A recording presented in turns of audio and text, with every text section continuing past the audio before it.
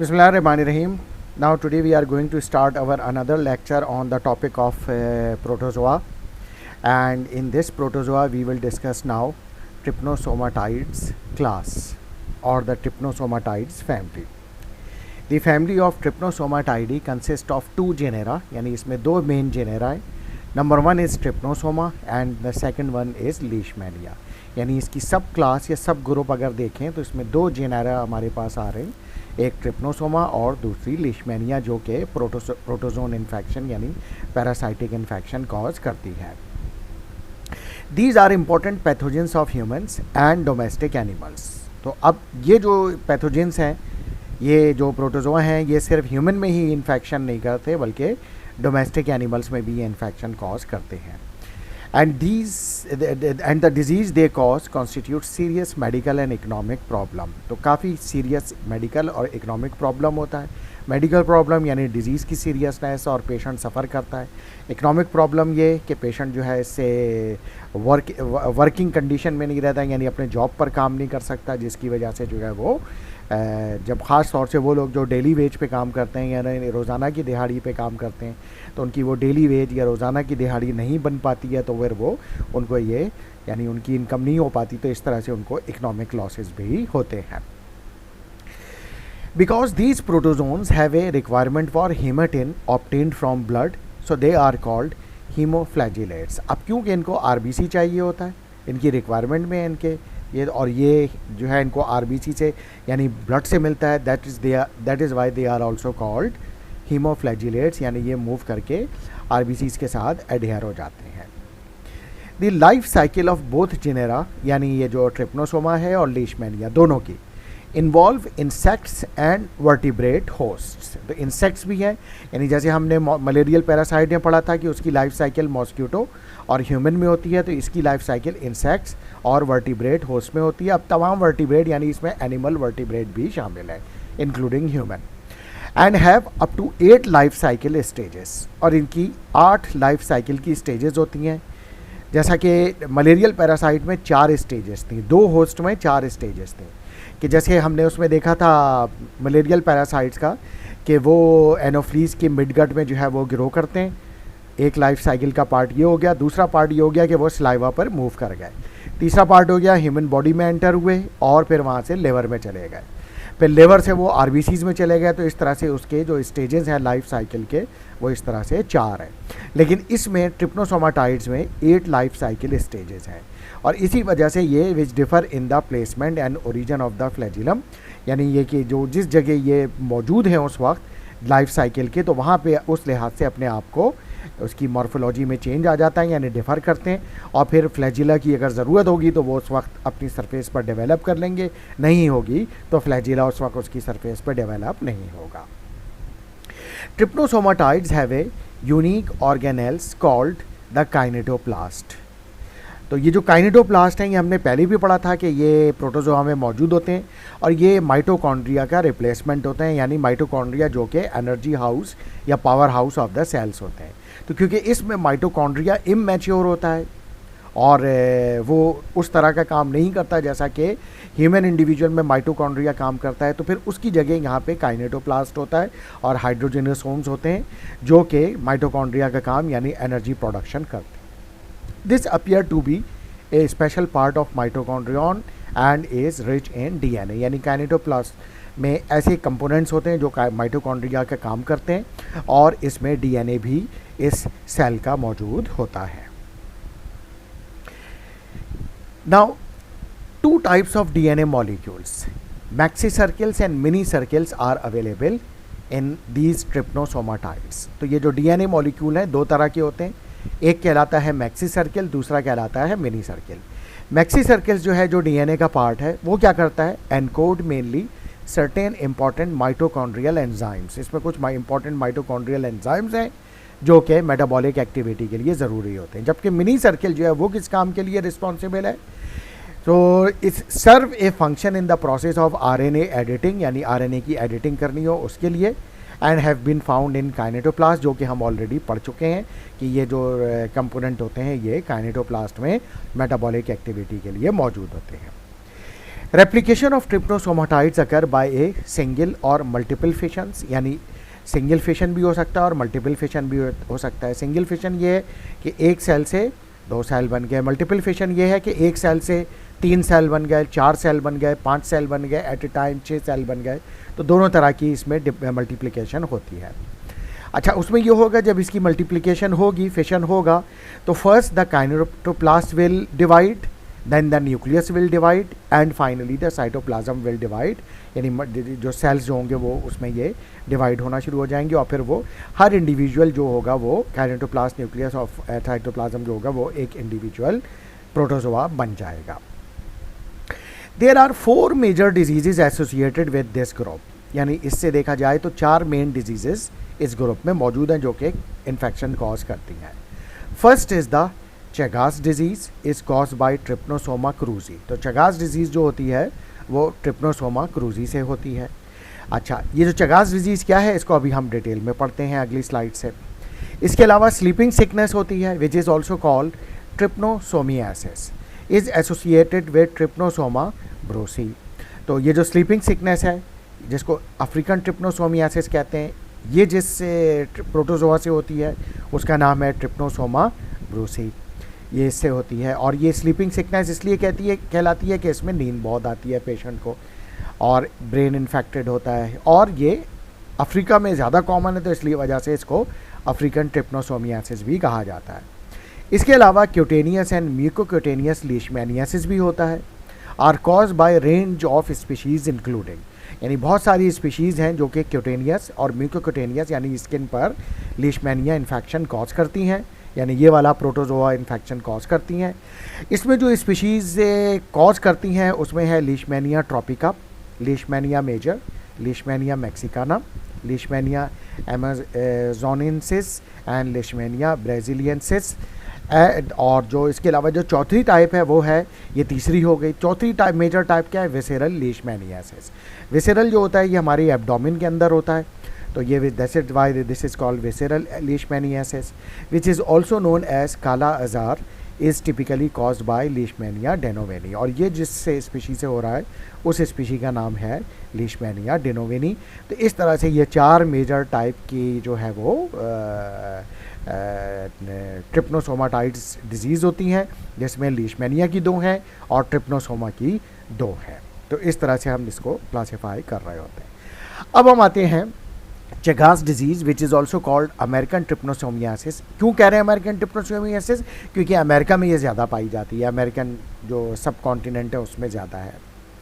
चेगास disease begins as a localised infection, यानी body के किसी एक पार्ट पर होगा, that is followed by parasitaemia and colonisation of internal organs and tissues. और उसके बाद पैरासाइट्स वहाँ पे ग्रो करेगा और कॉलोनाइजेशन होगी, यानी उसकी ग्रोथ बढ़ेगी और फिर इंटरनल ऑर्गन और टिश्यूज़ भी उससे इन्फेक्टेड होंगे। Infection may first be evidenced by a small tumor which is called chagoma on the skin। तो सबसे पहले स्किन पर एक ट्यूमर लाइक छोटा सा इन्फ्लेमेशन नज़र आएगी जिसको चैगोमा कह रहे हैं स्किन पे। Symptoms of the disease include, और इसकी सिम्टम्स क्या होंगी, फीवर होगा, एडिमा होगा यानी बॉडी में वाटर एक्यूमुलेट होगा, एंड मायोकार्डाइटिस यानी infection of the heart muscles with और विदाउट हार्ट एनलार्जमेंट, यानी हार्ट एनलार्जमेंट हो भी सकता है नहीं भी हो सकता, एंड मेनिंजो एनसेफेलाइटिस इन चिल्ड्रन। बच्चों में ज़्यादातर ये इन्फेक्शन ब्रेन तक भी पहुंच जाता है और ब्रेन की जो मेनिंजियल मेम्ब्रेन है और सेफेलॉन जो है, एनसेफेलॉन जो पार्ट है उसको भी इन्फेक्ट करता है, तो इस वजह से मेनिंजो एनसेफेलाइटिस भी कहलाता है। The acute disease is frequently सब क्लिनिकल। सब क्लिनिकल मीन्स एसिम्टोमेटिक, यानी शुरू में इसकी सिम्टम्स पता नहीं चलेंगी, कोई साइन एंड सिम्टम अपीयर नहीं होगी, एंड पेशेंट में बिकम एसिम्टोमेटिक कैरियर, और काफ़ी अरसे तक वो उसमें ये अमेरिकन ट्रिप्नोसोमियासिस का जो ट्रिप्नोसोमा जो पैरासाइट है वो मौजूद होगा, वो उसका कैरियर होगा, लेकिन उसमें कोई सिम्टम्स नहीं होंगे। फिर उसके बाद दिस क्रॉनिक फेज में रिजल्ट, और ये क्रॉनिक फेज में जाएगा आफ्टर 10 to 20 ईयर्स, यानी 10 से 20 साल लग सकते हैं इस क्रॉनिक फेज में जाने में, और फिर ये क्रॉनिक फेज में जाके ये कार्डियोपैथी यानी वही मायोकार्डाइटिस कॉज करेगा। Chagas disease is transmitted by cone nose triatome bugs. Bugs यानी जो इंसेक्ट्स कीड़े होते हैं उस तरह से होता है। ये कोन नोज ट्रायाटोमाइन बग्स कहलाते हैं, ठीक है, जिनकी जेनेरा जो है ट्रायाटोमा, रोडनियस एंड पेस्टोन गाइलस, ये इनकी जो है मुख्तलिफ जीनस जेनेरा हैं, यानी जो मुख्तलिफ तरह के ये बग्स हैं, ये इनके जो है वो बाइट ये करते हैं, तो इससे जो है वो ह्यूमन में ये ट्रांसमिट होता है, ये वाला American trypanosomiasis. And in nature and in the disease exists among wild mammals and they are associated triatomines। तो ये वाइल्ड मैमल्स यानी जंगली जानवरों में मौजूद होती है, मैमल्स जो होते हैं, और उनके जो जिस्म पर जो बग्स होते हैं उसमें ये कैरियर के तौर पर ये मौजूद होते हैं। तो ये पहले एनिमल से लेते हैं और फिर ह्यूमन को जो बाइट करके वहाँ पे ह्यूमन को ये ट्रांसफ़र कर देते हैं। Human trypanosomiasis is seen in almost all countries of the Americas including the southern United States, यानी यूनाइटेड स्टेट्स का southern part, but the main foci यानी मेन फोकस कहाँ है, are in the poor rural areas of the Latin America, यानी Latin America में ये जहाँ पे पुअर रूरल एरियाज है वहाँ पर ये, क्योंकि वहाँ पे जंगलात भी बहुत हैं, तो ये मैमल्स और ट्रायाटोम जो हैं वो बहुत ज़्यादा वहाँ पर मौजूद होंगे, यानी ये बग्स मौजूद होते हैं एनिमल्स के साथ, तो उससे ये ह्यूमन में भी जो है वो ट्रांसफ़र होता है। और ये जैसे कि दुनिया का सबसे बड़ा जंगल जो अमेज़ॉन है, जो कि बहुत ही घना है, वो भी लैटिन अमेरिका में है, तो वहाँ पर ये मौजूद होते हैं और उससे फिर ये जो है वो ह्यूमन में ट्रांसफ़र होता है। लैटिन अमेरिका में जो आपके कंट्रीज़ आते हैं, ब्राज़ील आता है, अर्जेंटीना आता है, यूरागोए, पैरागोए, ये वाले कंट्रीज़ जो है वो वहाँ पर आते हैं। तो इन एरियाज़ में जो है ये बहुत ज़्यादा प्रिवेल करता है, यानी मेन इसका जो पॉइंट है जहाँ से ये ओरिजिनेट हो रहे होते हैं, ये वाले अमेरिकन ट्रिप्नोसोमियासिस जो चगास डिजीज़ कॉजिंग पैरासाइट्स हैं, ये वहाँ से जो है वो ट्रांसमिट हो रहे होते हैं। अमेरिकन ट्रिप्नोसोमियासिस के बाद हमारे पास नेक्स्ट है African trypanosomiasis which is also called sleeping sickness. Sleeping sickness और African trypanosomiasis is caused by Trypanosoma brucei of which there are two morphologically indistinguishable subspecies. इसकी जो ट्रिप्नोसोमा ब्रूसी की दो सब स्पीशीज़ हैं जो इनडिस्टिंग्विशेबल हैं, यानी जिनको आसानी से आप डिफ्रेंशिएट नहीं कर सकते। एक है ट्रिप्नोसोमा ब्रूसी रोडी CNC और दूसरी है ट्रिप्नोसोमा ब्रूसी गैम्बियनसी। तो दोनों जो है वो ये ट्रिप्नोसोमा स्लीपिंग सिकनेस करती है। After infection the parasite undergo a period of local multiplication, यानी जिस जगह ये बॉडी में एंटर हुआ है पहले वहाँ मल्टीप्लाई होता है, फिर then enters the general circulation, फिर बॉडी की जर्नल सर्कुलेशन में एंटर हो जाता है वाया द लिम्फेटिक्स और द लिम्फेटिक सिस्टम। बॉडी में जैसे ब्लड वेसल्स पूरी बॉडी में सर्कुलेट कर रहे होते हैं, तो इसी तरह से लिम्फेटिक वेसल्स लिम्फेटिक चैनल्स भी होते हैं जो पूरी बॉडी में सर्कुलेट कर रहे होते हैं। तो ये जो है पैरासाइट्स लिम्फेटिक चैनल से पूरी बॉडी में सर्कुलेट करते हैं। जब ये सर्कुलेट करेंगे तो फिर इसकी साइन एंड सिम्टम्स आएंगी, उसमें होगा रिकरेंट फीवर, रिकरेंट मीन्स बार बार होने वाला, इसके अलावा हेडेक, लिम्फ एडिनोपैथी यानी लिम्फ ग्लैंड और एडिनॉइड ग्लैंड, एडिनॉइड ग्लैंड्स भी लिम्फ ग्लैंड के पार्ट हैं, तो उन दोनों में इन्फ्लेमेशन होगी। स्प्लीनोमेगैली यानी स्प्लीन का साइज़ भी बढ़ेगा। लेटर साइंस ऑफ मेनिंजोएंसेफेलाइटिस, और बढ़ के जब ये ब्रेन तक पहुंचेगा मेनिंजेस और एंसेफेलॉन तक जाएगा, मेनिंजोएंसेफेलाइटिस कॉज करेगा, फॉलोड बाय सोमनोलेंस यानी नींद आएगी, स्लीपिंग सिकनेस होगी, और फिर और बढ़कर ये जब फर्दर डैमेज होगा ब्रेन तो कोमा और फाइनली पेशेंट की डेथ वाकई हो जाएगी। The pathology of the infection is due to, इसकी पैथोलॉजी क्यों हो रही है, due to inflammatory changes associated with an induced autoimmune demyelination of the nerve sales.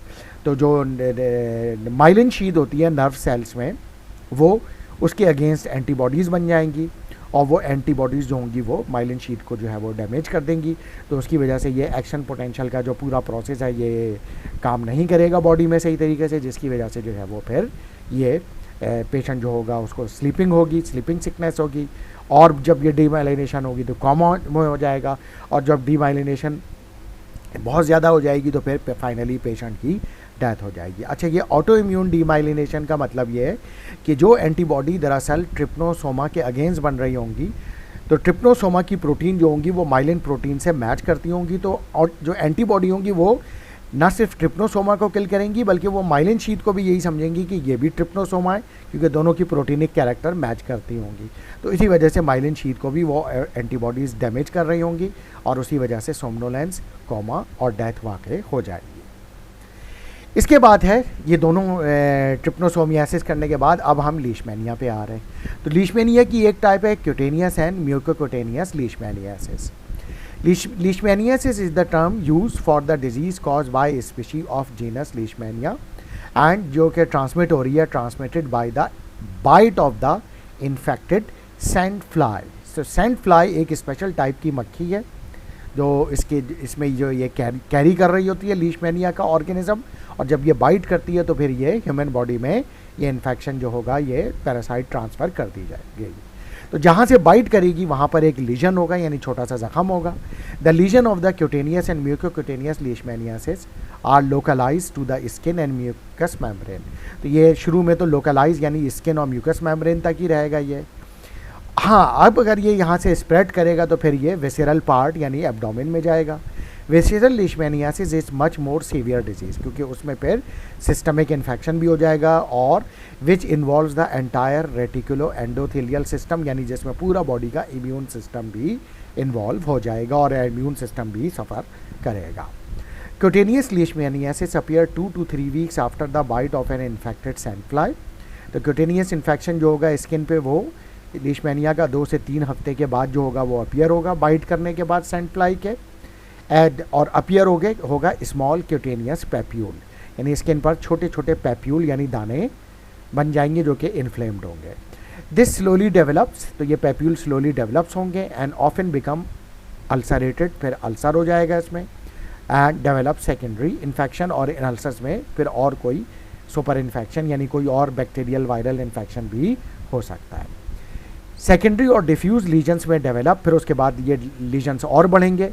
The disease is usually chronic, फिर ये क्रॉनिक हो जाएगी, बट मे ओकेजनली भी सेल्फ लिमिटिंग, लेकिन अक्सर ये ओकेजनली जो है वो सेल्फ लिमिटिंग है, यानी खुद ही ठीक भी हो जाएगी। Leishmania species that infect man are all morphologically similar, यानी मॉर्फोलॉजिकली यानी स्ट्रक्चर वाइज ये सिमिलर हैं लीशमैनिया की डिफरेंट स्पीशीज़ जो कि मैन को इन्फेक्ट कर रही हैं। ओनली एग्जिबिट वन फॉर्म, यानी एक ही तरह की जो है वो फॉर्म हमें नज़र आ रही होती है। द इंट्रासेलुलर एमेस्टियोगोड्स जो कि 3 to 6 मिलीमीटर लॉन्ग होते हैं और 1.5 to 3 मिलीमीटर इन डायमीटर होते हैं, और दूसरी जो इसकी टाइप है वो है promastigotes are found in the sand fly, यानी एमेस्टियोगोड्स और प्रोमेस्टियोगोड्स दो इसकी जो मॉर्फोलॉजिकली सिमिलर टाइप्स हैं। हालांकि ये सिमिलर नहीं है, यानी अलग अलग स्पीशीज़ हैं, लेकिन अपीयरेंस वाइज मॉर्फोलॉजिकली यानी स्ट्रक्चरली ये दोनों जो है वो सिमिलर होती हैं। ये है diagram of Leishmania tropica amastigotes within an intact macrophage. ये पूरा मैक्रोफेज सेल है जिसके अंदर ये जो है वो यानी इम्यून सेल है जिसके अंदर जो है वो ये जो बहुत सारे जो हमें नज़र आ रहे हैं ये हैं एमेस्टियोगोड्स लीशमैनिया ट्रॉपिका के, जो यहाँ पर हमें नज़र आ रहे हैं इस मैक्रोफेज सेल में, यानी जो एंडोथेलियल सेल्स हैं, reticulo endothelial cells. In infection due to Leishmania brasiliensis, there is a highly destructive spread of infected macrophages to the oral or nasal mucosa. अच्छा लीशमैनिया ब्राज़िलियंसिस जो कि एक इसकी स्पीशी है, जब वो इन्फेक्शन कॉज करती है तो उससे जब इन मैक्रोफेजेस इन्फेक्ट होते हैं यानी इम्यून सेल्स, तो वो फिर इम्यून सेल्स माइग्रेट करके ओरल म्यूकोसा यानी माउथ और नेज़ल कैविटी नेज़ल म्यूकोसा में आ जाते हैं और वहाँ पर इन्फ्लेमेशन कॉज करते हैं। इसके अलावा Leishmania mexicana, Leishmania amazonensis and Leishmania aethiopica infections the disease become more disseminated, यानी और ज़्यादा ये बॉडी में फैलने वाली डिजीज़ेस है। In Europe and Africa several rodents may act as a reservoir. Rodents किसे कहते हैं? जो वाइल्ड रैट्स यानी रैट्स जो होते हैं वो इसके कैरियर होते हैं यूरोप और अफ्रीकन कंट्रीज़ में, यानी उससे भी ये डिजीज़ स्प्रेड करती है। But in countries such as India, Pakistan यानी South Asia, transmission can occur in man by sand fly to man cycle, यानी रोडेंट की इंटरवेंशन नहीं होती, यहाँ पे रैट से ये ट्रांसफ़र नहीं होते। सैंड फ्लाई का जो साउथ एशियन कंट्रीज़ में ये ज़्यादा, ये जो मेन रीज़न है लीशमैनिया के ट्रांसफ़र का ट्रांसमिशन का वो सैंड फ्लाई है, रोडेंट का रोल नहीं होता। In rural semi arid zone यानी जहाँ बहुत रफ एरिया होता है ऑफ लैटिन अमेरिका, यानी जिसमें वही ब्राज़ील, अर्जेंटीना, पैराग्वे, यूरुग्वे ये वाले कंट्रीज़ आते हैं। Both wild and domestic dogs enter the epidemiological change, यानी वहाँ पर डॉग्स भी रिस्पॉन्सिबल हैं, कैरियर होते हैं इस लीशमैनिया के, जो कि ट्रांसफ़र करते हैं। And the vector is common sand fly, वहाँ पे सैंड फ्लाई से भी ट्रांसफ़र होते हैं, डॉग से भी ट्रांसफ़र होते हैं, वाइल्ड एंड डोमेस्टिक डॉग्स।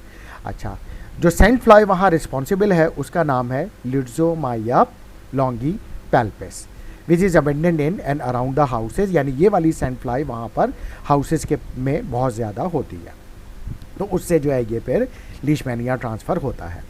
इसके अलावा the disease is more common in children in both Latin America and the Mediterranean sea area, और ये जो डिज़ीज़ है ये ज़्यादा देखी गई है कॉमन किस पॉपुलेशन में, चिल्ड्रन में, लैटिन अमेरिका में भी, और मेडिटेरेनियन सी वाला जो एरिया है इसमें, यानी बहिरे रोम का जो मेडिटेरेनियन सी एरिया जो है वो, यानी जो बहिरे रोम का एरिया जिसमें Greece, Spain, Italy, Egypt, Libya, मराकश और ट्यूनिस, अलजायर, ये वाले कंट्रीज़ आते हैं। तो इन कंट्रीज़ में जो है ये बहुत ज़्यादा चिल्ड्रन में कॉमनली देखी गई है। इसके अलावा अगर हम विसेरल लीशमैनियासिस को देखें जो काला अज़ार भी कहलाती है, like cutaneous leishmaniasis, visceral leishmaniasis begins with A nodule at the site of inoculation, यानी पहले तो ये स्किन से ही स्टार्ट होगा, जहाँ से ये एंटर हुआ है वहाँ स्मॉल नोड्यूल बनेंगे, but this lesion rarely ulcerated, और वो उसमें अल्सर नहीं होगा, and usually disappear in few weeks, और वहाँ से वो डिसअपियर हो जाएगा फ्यू वीक्स में। लेकिन इसका मतलब ये नहीं है कि ये ठीक हो गया, क्योंकि ये बॉडी में डीप कैविटी में जा चुका है और बज़ाहिर ऊपर से स्किन नॉर्मल हो गई है। Symptoms and signs of the systemic disease such as undulating fever, undulating यानी अचानक हो जाने वाला, यानी गैर अनएक्सपेक्टेड फीवर, मैलेज यानी वीकनेस, डायरिया, ऑर्गन एनलार्जमेंट यानी बॉडी के जो जैसे लिवर एनलार्जमेंट है वो होगा, and anaemia subsequently develop, anaemia भी होगा क्योंकि ये बोन मैरो को भी पेनिट्रेट करता है। In more serious cases of visceral leishmaniasis, the parasites which can resist the internal body temperature invade internal organ, जैसे मैंने बताया liver, spleen, bone marrow and lymph nodes. ये बोन मैरो में जब ये इन्वेड कर रहा है तो उसकी वजह से ये एनीमिया भी हो रहा है, क्योंकि जो आरबीसीज बनते हैं वो बोन मैरो में बनते हैं, तो वो फिर वहाँ से आरबीसीज बनना बंद हो जाएंगे, तो फिर बोन मैरो भी इन्फेक्टेड होगा और ये एनीमिया होगा। एंड लिम्फ नोड्स, तो where they occupy the reticuloendothelial cells, यानी वही इम्यून सिस्टम को भी ये इस तरह से डिप्रेस कर रहे होंगे। The pathogenic mechanism of the disease are not fully understood, but enlargement occur in those organs that exhibit marked cellular alteration such as hyperplasia। तो इसका जो एग्जैक्ट मैकेनिज्म जो है वो पैथोजेनेसिस का वो नहीं पता है, लेकिन ये ज़रूर देखा गया कि जिस ऑर्गन में भी ये जाता है उसकी एनलार्जमेंट करता है और उसमें हाइपरप्लेजिया करता है, यानी उन वहाँ के सेल्स की ग्रोथ को बढ़ा देता है, हाइपरप्लेजिया यानी fast growth of the cells. इसके अलावा parasitised macrophage replace tissue in the bone marrow, bone marrow में ये टिश्यूज़ को रिप्लेस कर देता है, जिसकी वजह से वाइट ब्लड सेल्स और द आरबीसीज नहीं बनते। वाइट ब्लड सेल्स नहीं बनेंगे तो ये यानी रेटिकुलो एंडोथेलियल सिस्टम यानी बॉडी का इम्यून सिस्टम सही काम नहीं करेगा, आरबीसीज नहीं बनेंगे तो एनीमिया होगा। इसके अलावा क्योंकि बॉडी का इम्यून सिस्टम इसमें सप्रेस हो जाता है, तो उसी वजह से patient with advance disease are prone to super infection with other organism. तो अब क्योंकि बॉडी का इम्यून सिस्टम इसमें वीक हो गया है, क्योंकि ये बोन मैरो को और रेटिकुलो एंडोथेलियल सिस्टम को भी इन्फेक्ट कर रहा है, तो उसकी वजह से अब क्या होगा कि सुपर इन्फेक्शन यानी कोई और बैक्टीरियल, वायरल या अपॉर्चुनिस्टिक इन्फेक्शन हो सकता है या फंगल इन्फेक्शन हो सकता है। ये वो वाले इन्फेक्शन होंगे जो कि इस सिचुएशन की तलाश में होंगे कि कब बॉडी का इम्यून सिस्टम कॉम्प्रोमाइज़ हो, और उस कॉम्प्रोमाइज सिस्टम में क्योंकि फिर इनको ग्रोथ करने का और इन्फेक्शन करने का आसानी से मौका मिल जाएगा, तो फिर उस वक्त ये इन्फेक्शन कॉज कर रहे होंगे। अब पहले ही पैरासाइटिक इन्फेक्शन है उसको, यानी लीशमैनियासिस है, काला अज़ार है, प्लस उसको बैक्टीरियल, वायरल या फंगल इन्फेक्शन हो गया, यानी एक और उसके ऊपर इन्फेक्शन हो गया, तो उस वजह से इसको सुपर इन्फेक्शन भी हम कह रहे होते हैं। तो इस तरह से जो है ये हमने जितना ट्रिप्नोसोमाटाइड सारे कंप्लीट कर लिए। इसके बाद है toxoplasma गोंडाई and other parasitic infection, but that we will discuss in the next lecture. Thank you very much.